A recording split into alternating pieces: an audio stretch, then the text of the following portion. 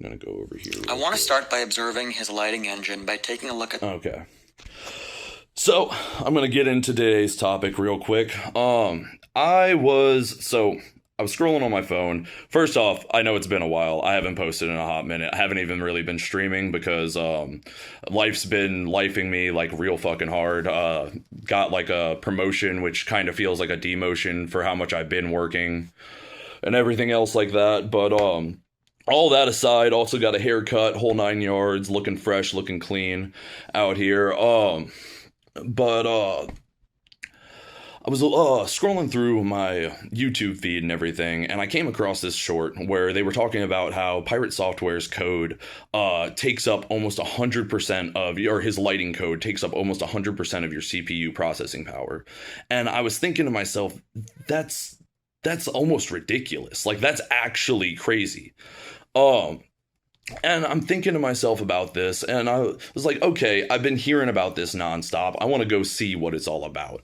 And, like, when I got there, I expected to, like, also, like, start clowning on Pirate Software. If you're a regular here, you know that I fully support the Stop Killing Games initiative, and I've done 2 videos covering the topic, covering why Pirate Software was wrong over the entire topic, and also covering why the Stop Killing Games initiative is actually a good thing overall, and why we should be supporting it and should be pushing it forward.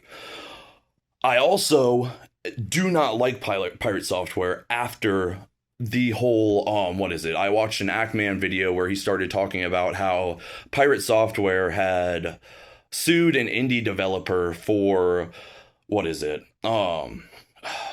he used his likeness in a game, specifically his voice, but it was never actually used in the game, and Pirate Software essentially DMCA'd and got a game taken down off of Steam that had none of his likeness in it in the first place.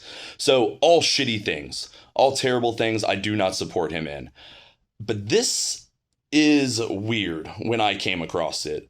I was looking at the code for a little bit of background information. I am a game dev. I've been doing game development for about 4 or 5 years now. I am a very indie game developer. Like, I barely getting off my feet. I work at Pizza Hut. Like, legitimately, I am as indie as it gets. So, like, I'm not sitting here saying I'm a professional. I don't know a lot. I know enough I've produced 8 small games. Some of them are interesting, and some of them are actually a lot bigger than I'm even letting on, but, like, they're not your double A's. They're not even, like, I wouldn't even put them up to the standards of your normal indies. I would say they're closer to arcade games. So, like, I would say I don't have a basic understanding of coding, but I would say I have an advanced to, like, intermediate. I'm nowhere near a professional, though. So, as I'm looking through the code and everything, I'm expecting to also pick up on errors and everything else like that, but I didn't see any. And the first part, I went to the wrong video first also, but I'm going to go over this part first. But I had noticed something in another video when he was going over all the complaints and issues people had. I don't think that, what is his name? Coding Jesus here knows how Game Maker Studio works necessarily. And I think that's why he had his friend here come in and, like, kind of act as a, as a professional. Like, he essentially used him like how the Pawn Stars use their call-in. Like, they called their dude in, and the dude is either like, oh, this is great, or oh, this is shit. And, so he calls his dude in, right? And his dude's looking over the code, and his dude's like, okay, this is shit for this, and this reason. And literally everything he says is correct. Up to a point. I'm gonna let him play it out real quick. And then I'm going to go over what he's right on, what he's wrong on, and where he blatantly misleads people. Because that's clear as day what this is. Like, there's no other way to say it. And when I actually get finished explaining it and everything, hopefully you'll also understand why this is blatant manipulation, and they legitimately think we're all stupid. That's where it comes down to at the end of all this. But anyways, I'll let him get into the... Oh yeah, that's right. My phone fucking doesn't like hone in on the first case statement. Let's break down at a high level what's going on here. So yeah, all this loops over every pixel in a sprite, checking if each pixel touches or overlaps with a certain object. Yes. If it does, it then applies a light effect repeatedly. Right now, and with each also, repeat, it makes that light fit right off the bat. I want you to note that there are Y variables in here, which means that it does go along the y-axis on a 2D plane. So I'll let him get into it later on, but theoretically, just on the code alone, the fact that there are y-axes along with the x-axes, this should render light up and down as well as left and right. And that was the first thing that I picked up on, that I was like, wait, is he right? He then draws said colored pixels at that location to simulate the light fall off. Now, let's say your sprite is 128 by 128 pixels. That's 16,384 position checks he's doing per frame per light source. If he has multiple light sources or is trying to run at 60 FPS, you will feel the lag. Now, he actually checks collisions twice for each pixel, and he doesn't have any early exit should his second instance of that check not execute. Now, I'm going to go over this because I forgot about this part of everything. If position meeting lighting is x plus x, lighted y plus y, object index, it looks for pixels found 1, and then it repeats it again. And it repeats it again. That is actually a little odd. I will say that is a bad code. It seems like he did it twice. Oh, no. So, okay. I think I understand what's going on, maybe. So he is doing this in a loop, it looks like. Looks like he calls the first code, the first condition. The pixels found is equal to 1, so they set that variable immediately. Repeat light diffuse, so they repeat a function. And then while that light diffuse is happening, they're calling it again to do something. So it's not yeah, why did he say that? So that's another inconsistency now that I just read through it and everything.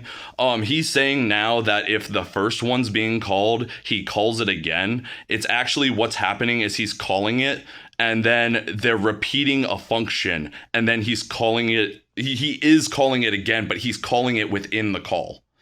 And I know that sounds weird, but it's not necessarily... He doesn't have to do the if positions meeting part. He could just do repeat, draw X.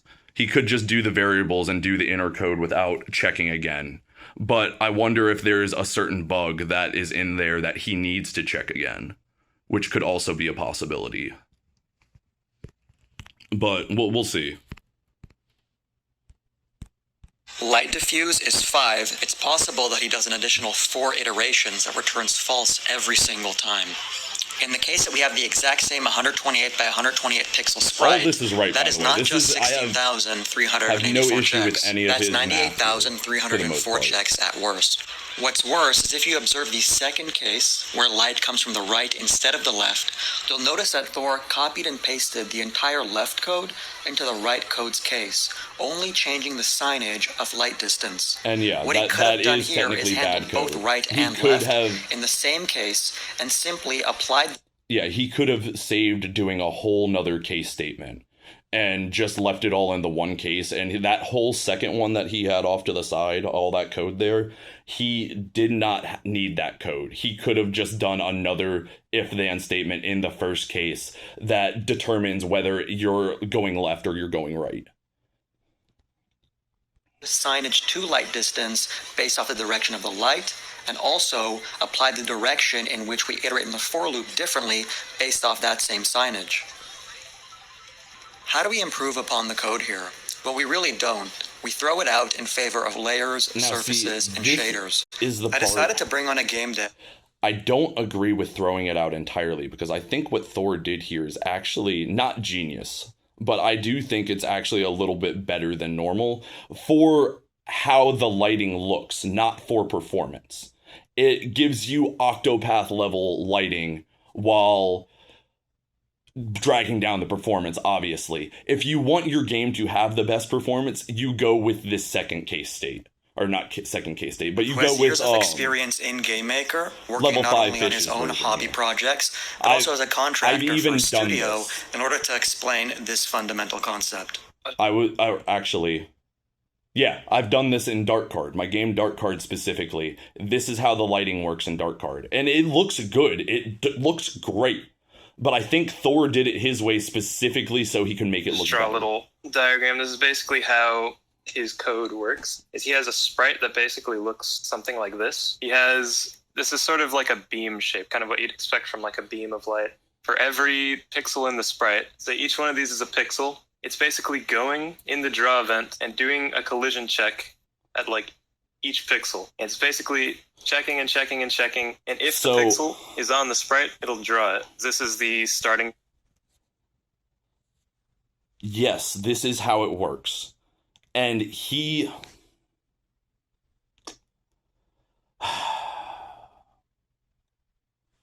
This is how it works, but it does not work exactly how he's explaining it right now, and I'll get into it later on when he shows Point over here, and the farther away the pixel is from the starting point, it like blends it differently, and that'll create some kind of gradients. But yeah, this is a terrible way of doing it. I drew like 5 pixels here. This is like super scaled up. A sprite like this would be like hundreds and hundreds of pixels, and to check I'm getting each mad of them just on listening to him the fucking X explain and the it, 'cause Y he's like explaining it coordinates, so like, wrong. every single frame for every single object doing this is good. So he's explaining it correctly, right? He's explaining exactly what the code does.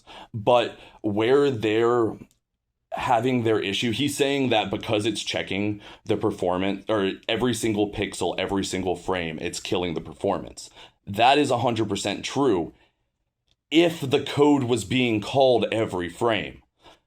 Now, we will get into that.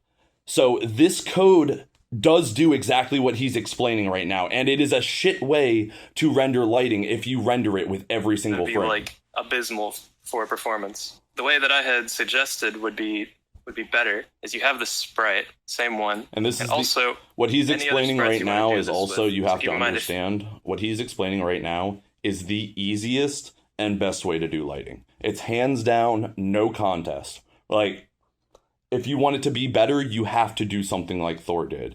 It's actually hard to make it worse than how he did it. You're using this system, every single other object that's like a light beam or whatever is going to have to run this code like independently of each other. With this method, all the objects at once, say you just have some random other objects over here that you also wanted to be light sources or something, I guess. All of them at once can draw themselves onto a surface. A surface is basically a picture almost, just made of pixels. You can make them any size you want, but in this case, all we'd have to do is make... And the funniest thing about it is that after he explains it all and everything, you can do exactly what he's talking about with no code, and he comes up with a whole fucking script. While I guarantee the script will make it look better than if I just did it without any code, but I could actually make the lighting system that he's talking about using absolutely zero code. The surface the size of the camera. This would basically just be starting point wherever the camera is in the room, right here. And these are all the objects that the camera would be seeing. We would just create a white surface, basically, just a surface that is just completely opaque.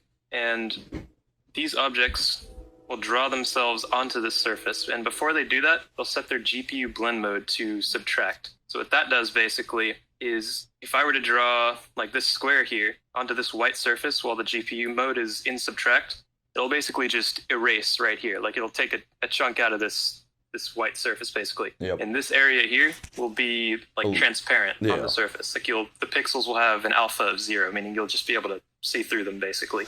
So all these objects just need to draw themselves onto... He even really kind of explains this wrong, I guess you should say.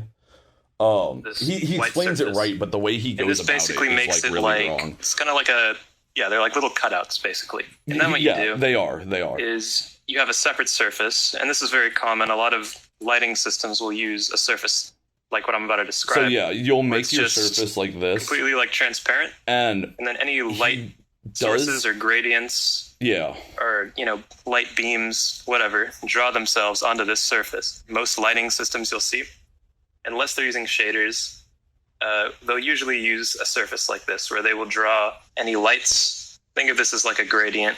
Draw any lights they want just onto this surface, basically. Usually they'll use some fancy stuff with blend modes and all that to make it look good.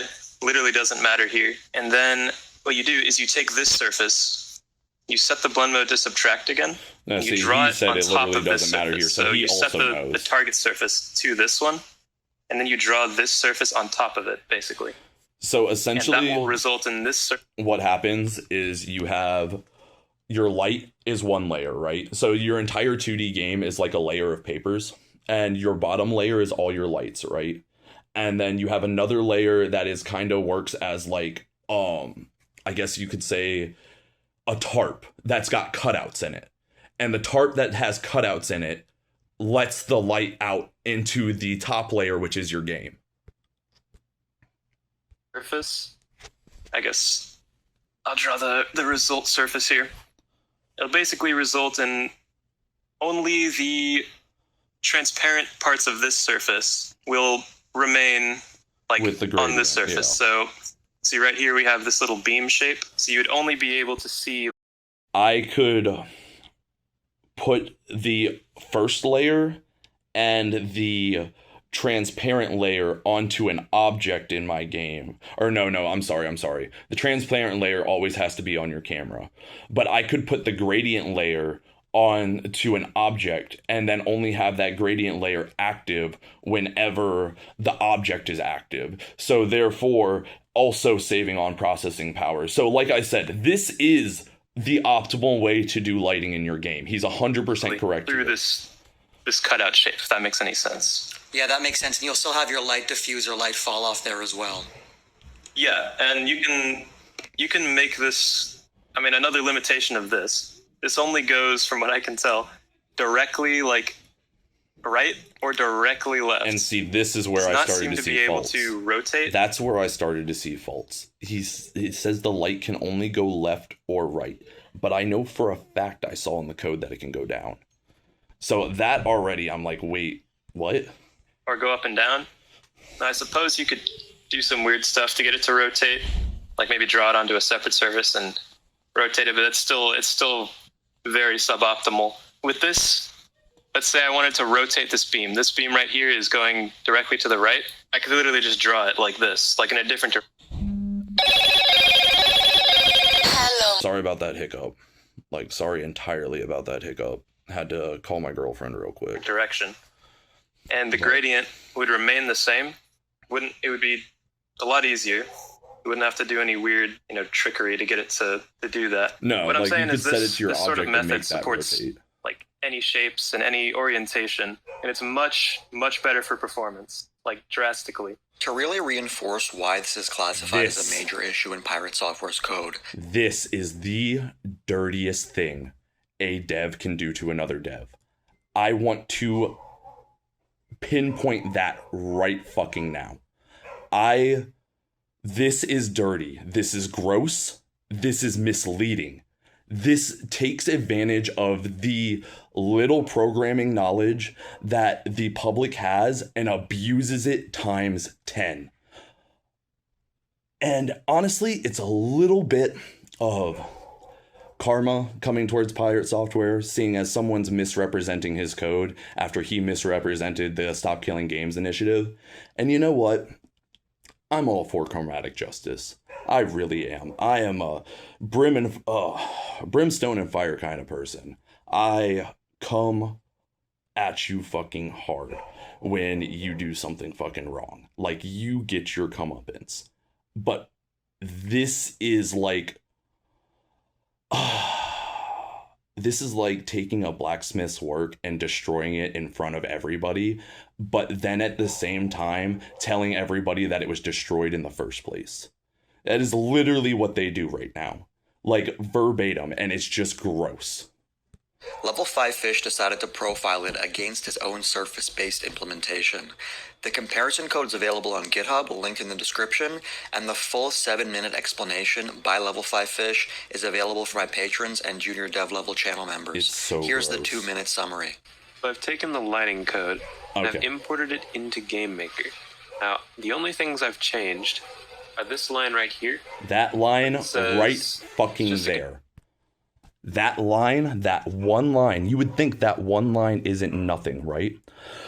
So what that one line does, right, is if the last image, so if a sprite enters the, let's say we have a light source here, right? I had a whole thing, my computer took a shit on me. I had a whole thing where I was going to draw this up. But like, let's say we had a light source coming right here, right? And a sprite enters it. What happens is the code does everything he just explained. It goes through every single pixel, and the further away it is, it gives it a gradient texture onto it. So it does that, but only if a sprite enters the frame, or if another image enters the frame. So what happens is it has to collide in order for all this code to be called. So none of this code gets called, right? As long as another sprite doesn't enter. So, and I'm even explaining it a little wrong myself, because as soon as the sprite enters, it's indexed as the sprite index. Here, I'll see if I can actually, no, my phone, oh, here we go. The last image, if the last image is not equal to the image indexed, which is a stored sprite. So they have a stored sprite that is a variable. And if that variable is not the same as the last image that just collided with it, then call this code. So if something enters the light source and it's in the image indexed, it never calls this code again. Same with the last sprite and the last sprite index. What they did here is they nullified all of that. They took out all the constraints and just made it true.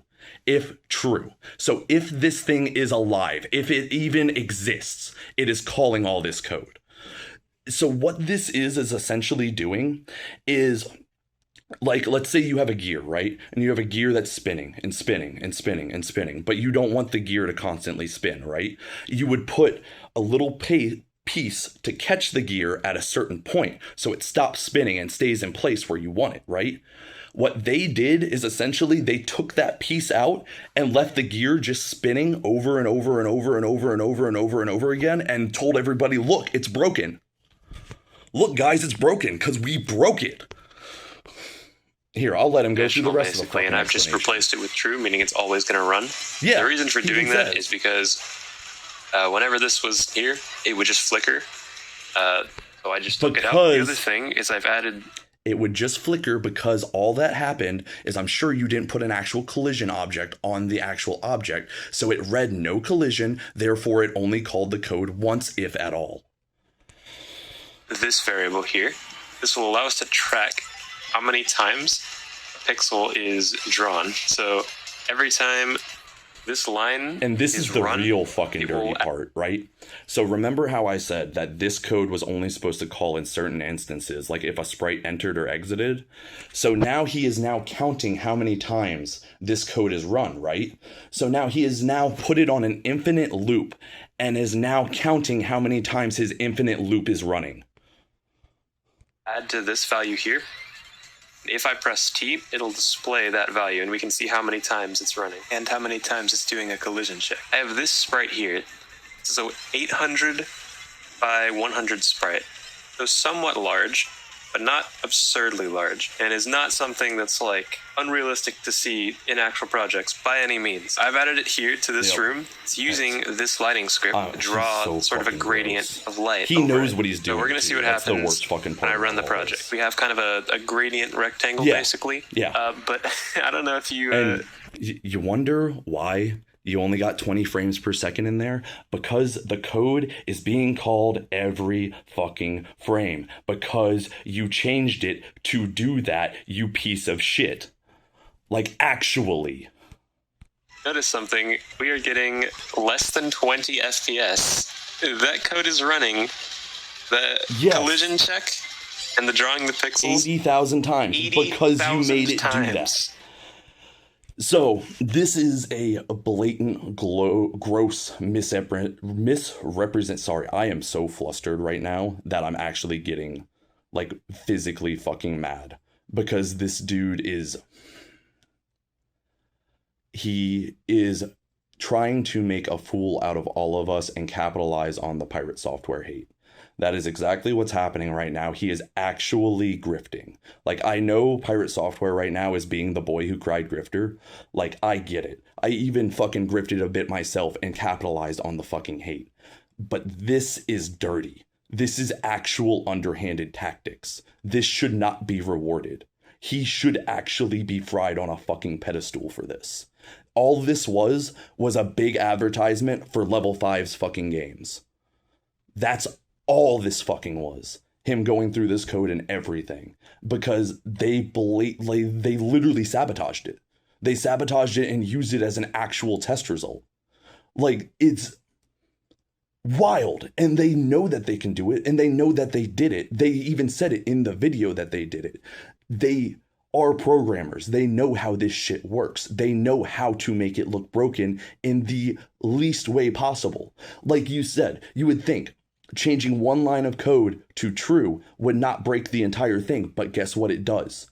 It does, because that's how coding works. It's like a Jenga tower that you don't have all the pieces to. One little fucking fuck up and the whole thing falls over and it doesn't work correctly.